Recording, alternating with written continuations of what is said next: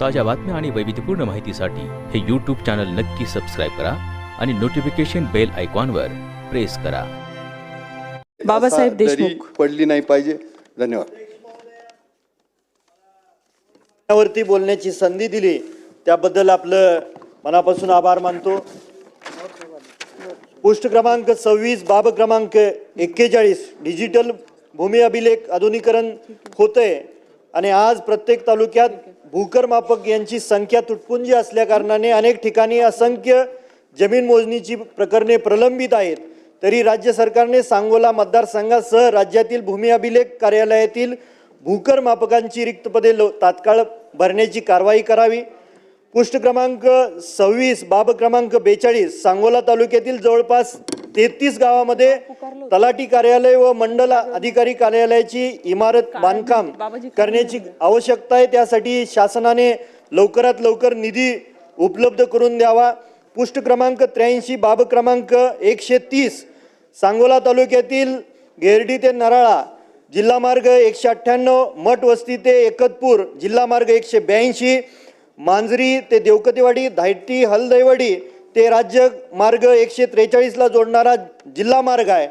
त्याचबरोबर सांगोला ते आलेगाव रस्ता याचा जिल्हा मार्ग क्रमांक 209 बलवडी चोपडी बनगरवाडी सोमेवाडी इराचेवाडी कोळे कोंबडवाडी ते किडबिसरीचा रस्ता शिरबावी मेटकरवाडी मेथवडे देवळे सावे वाडेगाव मेडसिंगी आलेगाव वाकीगेरडी हंगिरगे जिल्हा क्रमांक 162.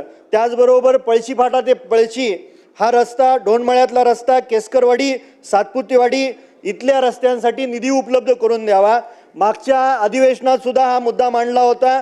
पंढरपूर ते सातारा रस्त्यावरती उपरी गाव आहे, त्या ठिकाणी एक ब्रिज आहे, तो काही वर्षापासून प्रलंबित आहे. याच्याकडे शासनाने लक्ष द्यावं आणि ते प्रलंबित काम तात्काळ करून देण्यात यावं ही मागणी करतो. त्याचबरोबर सांगोला ते महूद हा रस्ता करण्यात येतोय, त्या ठिकाणी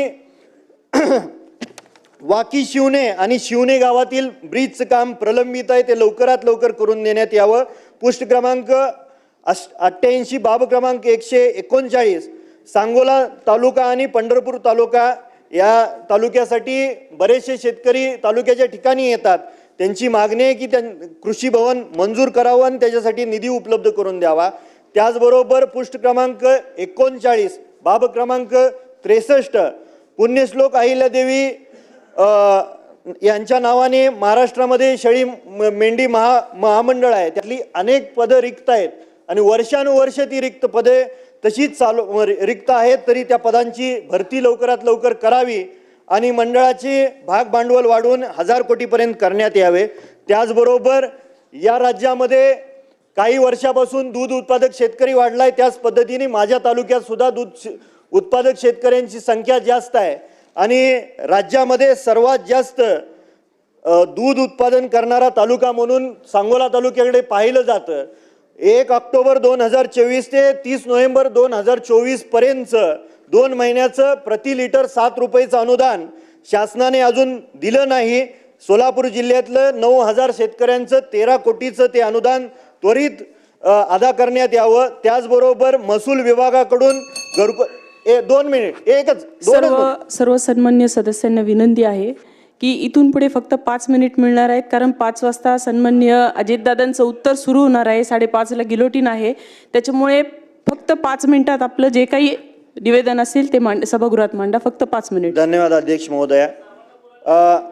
महसूल विभागातील घरकुल बांधण्यासाठी प्रति घरकुल 5 ब्रास वाळू मोफत देण्याचं शासनाने मंजूर केलंय, पण माझ्या मतदारसंघातील जवळपास 8000 घरकुलं मंजूर आहेत, पण वाळू उपलब्ध नसल्या कारणाने या घरकुलांची कामं चालू झालेली नाहीत.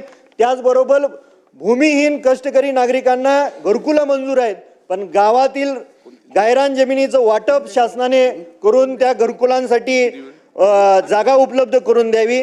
त्याचबरोबर महसूल मंत्री कालपासून खूप चांगले निर्णय घेत आहेत, परंतु ग्रामीण भागात विशेष करून खेडेगावामधील सर्वे नंबरचे रस्ते मंजूर आहेत, रस्ते मंजूर असताना सुद्धा काही नागरिक त्या रस्त्यांवरती अतिक्रमण करतायत आणि त्या अतिक्रमणामुळे असंख्य गोरगरीब जनतेला त्रास होतोय. तर आपल्या माध्यमातून शासनाला विनंती करतोय की जे अतिक्रमणात रस्ते जे अडवणूक झालेली आहे रस्त्यांची, त्या रस्ते त्वरित मोकळे करून देऊन त्या गोरगरीब जनतेला सहकार्य करावं. मला पुरवणी मागण्यावरती बोलण्याची संधी दिली त्याबद्दल अंतःकरणपूर्वक आभार. ताज्या बातम्या आणि वैविध्यपूर्ण माहितीसाठी हे यूट्यूब चॅनल नक्की सबस्क्राईब करा आणि नोटिफिकेशन बेल आयकॉनवर प्रेस करा.